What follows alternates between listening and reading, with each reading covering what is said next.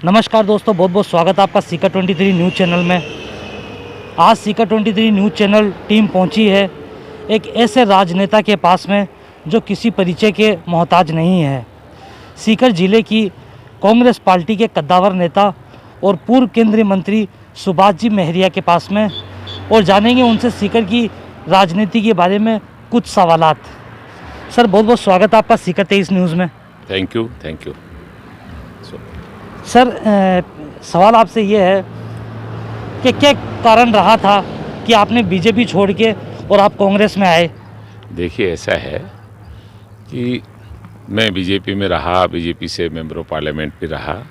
2014 में मेरा सीकर से चुनाव लड़ने का बीजेपी ने मुझे कहा, मेरी तैयारी थी, और ऐन वक्त पे जिस प्रकार से पार्टी कार्यकर्ताओं की अनदेखी की गई, ज़िले की जनता की अनदेखी की गई, तो ज़िले की जनता और पार्टी कार्यकर्ता जो थे उन सब के अनुरोध पर, उन सब के प्यार मोहब्बत के कारण मैंने इंडिपेंडेंट इलेक्शन फाइट किया।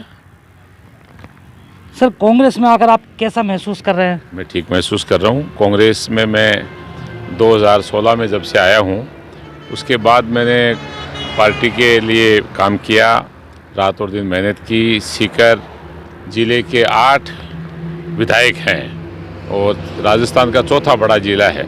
आज सरकार के साथ 8 में से 8 विधायक जो हैं सरकार के साथ खड़े हैं। और हमारा परिवार पुराने समय से, आप सब जानते हैं, पूज्य रामदेव सिंह जी महरिया साहब अनेकों दफ़ा एमएलए रहे, मंत्री रहे। कांग्रेस के साथ हमारा चोली दामन का साथ है, ऐसी कोई बात नहीं है। बहुत परिस्थितियों के लिहाज से जो भी कारण बने होंगे, लेकिन कांग्रेस में पूरा मुझे सम्मान मिला है और मैं कांग्रेस में एक कार्यकर्ता के बतौर काम कर रहा हूँ। सर, कांग्रेस में आने के बाद सीकर जिले की कांग्रेस में गुटबाजी नज़र आई,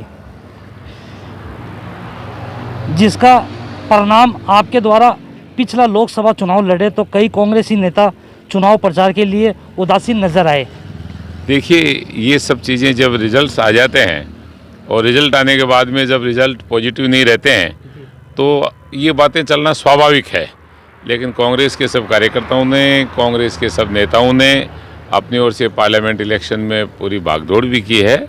और विधानसभा के इलेक्शंस के अलग मिजाज थे, अलग समय था।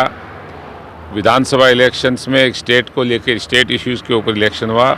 पुलवामा बड़ा कारण रहा और वो एक अलग कारण रहा जिसके कारण से 25 में से 25 सीटें चली गई। फिर भी कांग्रेस के कैंडिडेट के लिहाज से पिछली मरतबा 2,60,000 वोट मिले थे, मुझे करीब 5 लाख वोट मिले, जो बहुत सम्मानजनक स्थिति रही है। ऐसी कोई बात नहीं है, इलेक्शन में हार जीत चलती रहती है। सभी कार्यकर्ताओं का, सभी मतदाताओं का, सीकर लोकसभा क्षेत्र की जनता जनार्दन का आशीर्वाद मेरे साथ है, प्यार मेरे से करते हैं। एक ऐसे कारण बने होंगे कि बहुत बड़ा वोट बैंक खिसक गया, लेकिन आज वो सब पछता भी रहे हैं और सब मेरे साथ खड़े हैं और हमारी पार्टी के साथ खड़े हैं।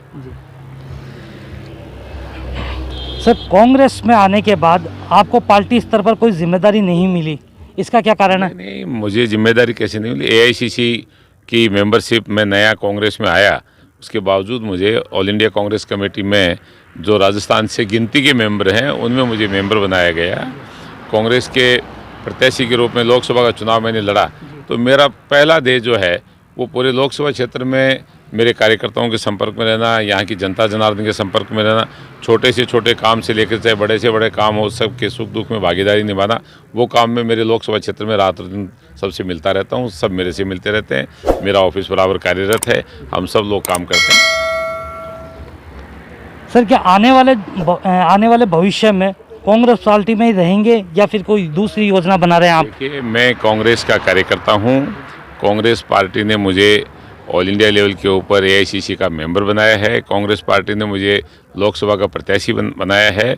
मैं कांग्रेस का सिपाही हूँ, कांग्रेस में काम कर रहा हूँ, कांग्रेस में काम करूँगा। सर, आप सीकर की राजनीति में ज़्यादा सक्रिय नज़र नहीं आ रहे हैं अभी, इसका क्या मुख्य कारण है? देखिए, 2 बातें हैं। मीडिया के लिहाज से मैं सक्रियता में कम रहता हूँ, क्योंकि मेरे जो भी प्रोग्राम है मैं खुद ही नहीं डालता हूँ। आज का ज़माना है मीडिया का ज़माना, कि जो व्हाट्सएप पे आ गया, फेसबुक पे आ गया, यूट्यूब पे आ गया, या जितने भी चैनल्स हैं उनमें आ गया, वो सक्रिय दिखाई देते हैं। लेकिन ग्रास रूट के ऊपर आज हमारा लोकसभा क्षेत्र जो है उसमें करीब 25 लाख मतदाता हैं, 45 लाख से ज़्यादा जनसंख्या है। हर गांव ढाणी में मेरा निरंतर आना जाना बना रहता है। अगर आप करें सक्रियता, 4-5 दिन में हम ये डालना शुरू कर देंगे तो आप ही कहने लग जाएंगे सक्रिय हो गए। सर, आप सीकर के सांसद रहकर सीकर की जनता के लिए क्या क्या विकास कार्य करवाए थे और आगे सीकर की जनता के लिए किस किस तरीके के यार, ये सब बातें जो हैं ये बहुत पुरानी बातें हैं। सीकर का विकास जो है पूरे उत्तर भारत में सबसे अच्छे ज़िले जो हैं, उत्तर भारत में नंबर 1 डिस्ट्रिक्ट जो है उनमें सीकर एक है। चाहे एजुकेशन का हब हो तो एजुकेशन का हब कैसे आया? केंद्रीय विद्यालय हम लेकर आए जो आपके यहाँ 2 किलोमीटर दूरी जहाँ अपन खड़े हैं वहाँ पर है। उसके बाद से रुझान इधर हुआ। पशुधन के नाम के ऊपर यहाँ पर दूध का काम बहुत कम था, लेकिन पलसाने में हम गवर्नमेंट ऑफ इंडिया में जब मैं एज स्टेट मिनिस्टर काम देखता था तो डेयरी प्लांट यहाँ लेकर आए। सीकर एवं झुंझुनू जिला दुग्ध उत्पादन सहकारी समिति जो है उसके अंडर में एक बड़ा प्लांट लगाया और आज उसका नतीजा है कि सीकर ज़िले से 10 लाख लीटर से ज़्यादा तो दूध ज़िले से बाहर जाता है। जयपुर भी जाता है, अहमदाबाद भी जाता है, दिल्ली भी जाता है और बहुत जगह जगह पे जाता है। और दूध का धंधा जो है किसान का सबसे बड़ा काम, अगर किसान के पास खेतीबाड़ी के साथ छोटी अपने मजदूरी के साथ में अगर कोई काम है तो दूध का काम है। तो आज दूध के यहाँ अमूल भी आ गया, शीर भी आ गया, DS भी आ गया, वो भी आ गया, ये भी आ गया, सारी कंपनियाँ इधर दौड़ रही हैं। तो दूध का काम जो हुआ वो उस समय हम लोग यहाँ प्लांट लेकर आए, उसके मर्तबान हुआ। फ्लाईओवर बीकानेर में नहीं बना जो बड़ा संभाग था, लेकिन सीकर का फ्लाईओवर उस समय आपके ध्यान में ही है कि सबसे पहले सीकर का फ्लाईओवर बना 2002-3। और बहुत सारे ऐसे काम हैं जिनकी गिनाने की बहुत बड़ी लंबी फहरिस्त है। इसलिए काम तो अब भी हो रहे हैं, ऐसा नहीं है कि अब काम नहीं हो रहे हैं। सेंट्रल गवर्नमेंट की स्कीम्स भी चलती हैं, उनके काम भी होते हैं, स्टेट गवर्नमेंट की स्कीम भी चलती हैं, उनके काम भी होते हैं। ये कहना बिल्कुल ठीक नहीं है कि पहले काम नहीं होते थे अब होते हैं, और ये कहना भी ठीक नहीं है कि पहले होते थे अब नहीं होते हैं। काम तो होते हैं। जैसे PMGSY रोड की शुरुआत जो हुई, प्रधानमंत्री ग्राम सड़क योजना, राजस्थान में और देश में हम बारीकी से अगर देखें तो पूरे देश में 7.5 लाख रेवेन्यू विलेज हैं। उनको हमने चिन्हित किया, मैंने स्वयं उस डिपार्टमेंट को देखा है। और माननीय अटल बिहारी वाजपेयी जी ने प्रधानमंत्री ग्राम सड़क योजना के तहत कितने लाखों गांवों को जोड़ने का काम किया, वो किसी से छुपा हुआ नहीं है। 2,38,000 ग्राम पंचायतें पूरे देश भर में हैं, 14 लाख हैबिटेशन है, 7.5 लाख रेवेन्यू विलेज हैं। उनमें पहले 1000 की आबादी, फिर 750 की आबादी, फिर 500 की आबादी, उसके बाद में 250 तक की आबादी में गाँव का जो नेटवर्क बिछाया गया है वो अपने आप में अद्भुत है, और वो आज भी अनवरत चालू है। तो उसमें कांग्रेस की गवर्नमेंट भी 10 साल बीच में रही है, उन्होंने भी लगातार उस काम को चालू रखा है। कांग्रेस की सरकार ने कभी उसमें कोई कमी नहीं की। अटल जी ने जो योजना शुरू की वो अटल जी ने जब चलाई तो माननीय अटल बिहारी वाजपेयी जी की योजना को मनमोहन सिंह जी के 10 साल में भी वो लगातार चालू रही, आज भी वो योजना चालू है। अब पैसा ज़रूर थोड़ा कम आ रहा है, मनमोहन सिंह जी के टाइम में पैसा कम नहीं आया। इसलिए योजनाएं जितनी भी हैं वो अनवरत जारी रहती हैं। बात यह है कि हमारे पास बजट कितना है, देश का बजट कितना है, स्टेट का बजट कितना है, हम कितना खर्च कर सकते हैं। सबसे बड़ी जो दिक्कत मैं महसूस करता हूँ स्टेट की तरफ से जो अब चल रहा है, हमारे मुख्यमंत्री अशोक गहलोत जी ने जिस प्रकार से राजस्थान स्टेट में हेल्थ स्कीम्स को लागू किया वो अपने आप में अद्भुत है। कोविड में जो राजस्थान का मैनेजमेंट रहा वो भी अपने आप में अद्भुत है। लेकिन अभी भी जो पैसा हमारे पास आता है, यूटिलाइजेशन सर्टिफिकेट जो है UC, वो नहीं जाने से कई मरतबा हम गवर्नमेंट ऑफ इंडिया का पैसा नहीं मिल पाता है। तो इसमें हमको सुधार करने की आवश्यकता है। UC जल्दी जानी चाहिए। वो UC जो पंचायत स्तर पर, ब्लॉक स्तर पर, जिला परिषद स्तर पर, उसके बाद में स्टेट प्लानिंग कमीशन के स्तर के ऊपर गवर्नमेंट ऑफ इंडिया को जाती है। उसकी वजह से जो हमारी मैचिंग स्कीम्स हैं 25-75 की, उसका पैसा कई मरतबा नहीं आ पाता है। ये एक ज़रूर तकलीफ़ वाली बात है जो हमारे सामने है, जिसको हम ठीक करने के कोशिश में स्टेट गवर्नमेंट लगी हुई है। सेंट्रल गवर्नमेंट को चाहिए कि UC पहुँचते ही पैसा भेजें। पैसा भेजने में थोड़ी कंजूसी कर रहे हैं, वो पैसा भेजें। ये बड़े बड़े महारथी धनाढ्य हैं, उनका पैसा उधर खांचा जो है। मैं हमेशा कहता रहा हूँ कि क्षेत्रफल का आधार, जनसंख्या की गणना, उसके लिहाज से डिस्ट्रीब्यूशन ऑफ फाइनेंस होना चाहिए, अमाउंट होना चाहिए। हमारा राजस्थान 3,28,000 वर्ग किलोमीटर का सबसे बड़ा प्रदेश है, तो यह बड़ा प्रदेश है और यूपी के मुकाबले में तो बहुत बड़ा है, लेकिन जनसंख्या वहाँ ज़्यादा है। लेकिन हमारे को दूरी के लिहाज से, क्षेत्रफल के लिहाज से इसको कंसिडर करना चाहिए। तो राजस्थान को तो गवर्नमेंट ऑफ इंडिया को मॉडल स्टेट के रूप में रखना चाहिए, क्योंकि हमारे पास पानी की कमी है। हमारा जो क्षेत्रफल है, देश का 10% क्षेत्रफल हमारे पास है, पानी 1.2% है, बल्कि एक ही, अब तो और भी नीचे चला गया क्योंकि वाटर टेबल नीचे चला गया। तो उसके लिहाज से 10% पानी होना चाहिए, हमारे पास है 1%। तो हमारे ऐसे स्टेट को जो देश की सीमाओं के ऊपर सबसे पहली पंक्ति में रहता है, यहाँ का किसान हज़ार फुट नीचे से पानी निकाल के फिर खेतीबाड़ी करता है, यहाँ के एजुकेशन में लोग कितने आगे हैं, ये सारी बातें हैं। लेकिन हमें मॉडल स्टेट के रूप में अपनाना चाहिए सेंट्रल गवर्नमेंट को, ये हमारी मांग है।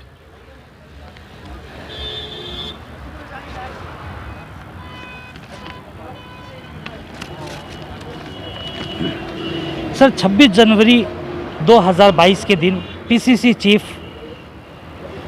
गोविंद सिंह डोटासरा जी ने और प्रभारी मंत्री शकुंतला रावत जी आई थी और आपके फार्म हाउस पर पीसीसी चीफ गोविंद सिंह डोटासरा जी ने स्वयं कहा था कि मुझे बोलने में कोई संकोच नहीं है कि 8 की 8 सीट सुभाष जी महदिया के कारण आई है।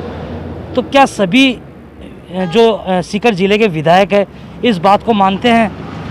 देखिए, ये सब्जेक्ट, कोई इशू जो है वो डिस्कस करने का नहीं है।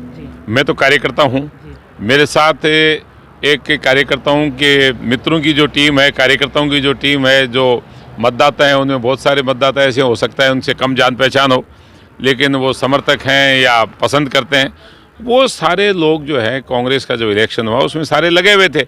इसलिए 8 सीटों में इजाफा निश्चित रूप से कांग्रेस पार्टी के कार्यकर्ताओं का, और हम लोग जो नए आए थे उन्होंने मिलकर काम किया, वो आ गई। सर, अक्टूबर 2018 में विधानसभा से ठीक पहले आपने एक राहुल गांधी जी की एक ऐतिहासिक सभा करवाई थी, जो कि सीकर शहर में, सीकर जिले में आज़ादी के बाद कभी आज तक नहीं हुई है। इसका नतीजा यह रहा था कि सीकर जिले की 8 की 8 सीटें विधानसभा की कांग्रेस की झोली में आई। उसके बाद आपको लोकसभा का टिकट मिला कांग्रेस पार्टी की तरफ से और आपको हार का सामना करना पड़ा। इसका मुख्य कारण क्या रहा था? देखिए, राहुल गांधी साहब की मीटिंग जो है वो एमएलए इलेक्शन से पहले हुई थी, और वो प्रदेश कांग्रेस कमेटी के आह्वान पर वो मीटिंग हुई। ऑल इंडिया कांग्रेस कमेटी ने वो मीटिंग करवाई, सीकर में करवाई, सीकर के कांग्रेस कार्यकर्ताओं ने और सीकर के सब नेताओं ने मिलकर की। मैं भी उसमें एक भागीदार था, और जो काम मुझे सौंपा गया उस काम को, चाहे जनता जनार्दन को या हमारे मित्रों को, कार्यकर्ताओं को बुलाने का काम था, उनको इनविटेशन देने का काम था। अपने पीले चावल बोलते हैं ना, वो पीले चावल देने का काम घर घर में हमने भी किया और सब नेताओं ने भी किया, कार्यकर्ताओं ने किया। और वो ऐतिहासिक मीटिंग हुई, जिस मीटिंग के बारे में लोग ये कहते थे कि जहाँ भी मीटिंग सीकर में होगी तो कांग्रेस की मीटिंग तो फेल होने वाली है, तो वैसी मीटिंग उत्तर भारत में सबसे बड़ी मीटिंग हुई। उसका नतीजा भी अच्छा रहा, 8 सीट हमारी आई।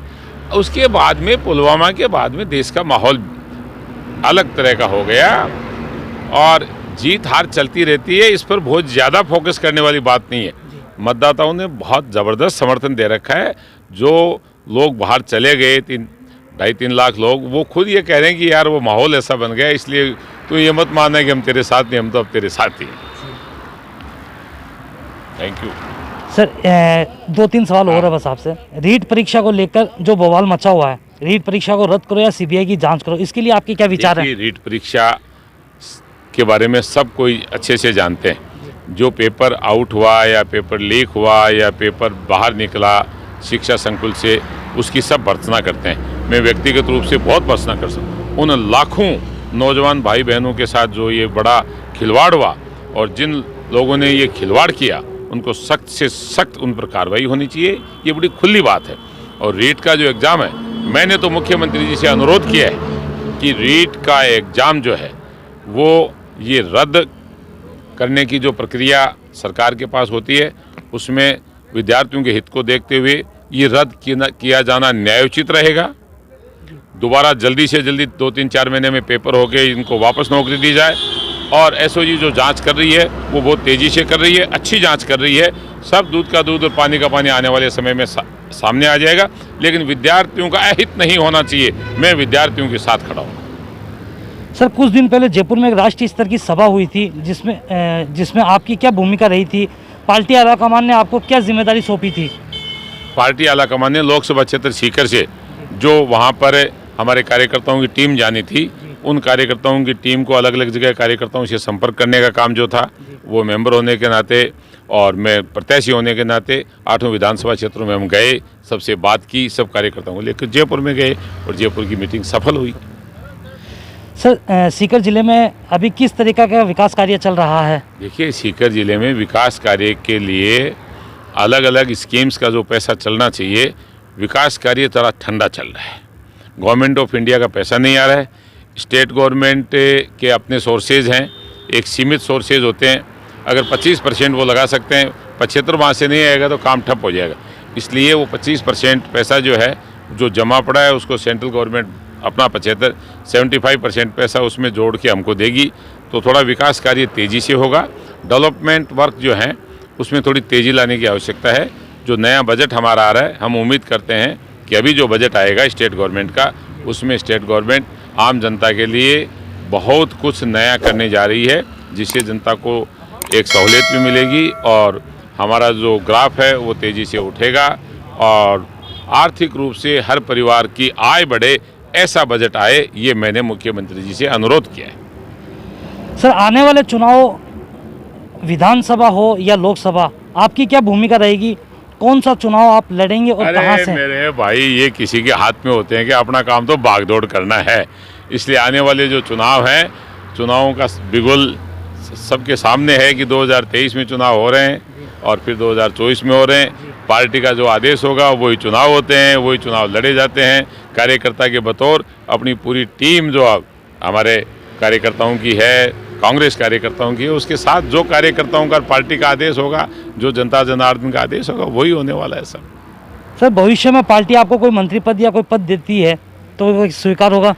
देखो भाई, बात ये है कि ये जो बात है ना, ये पार्टी का काम है कि किसको क्या जिम्मेदारी देती है।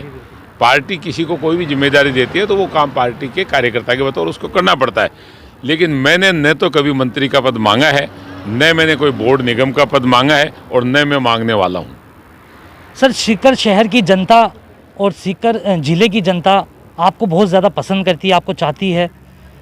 क्या संदेश देना चाहते हैं आप सीकर 23 न्यूज़ के माध्यम से? सीकर अपने आप में वो अद्भुत जिला है, वो अद्भुत लोकसभा क्षेत्र है, जिसकी पहचान जो है वो पूरे देश भर में जानी जाती रही है।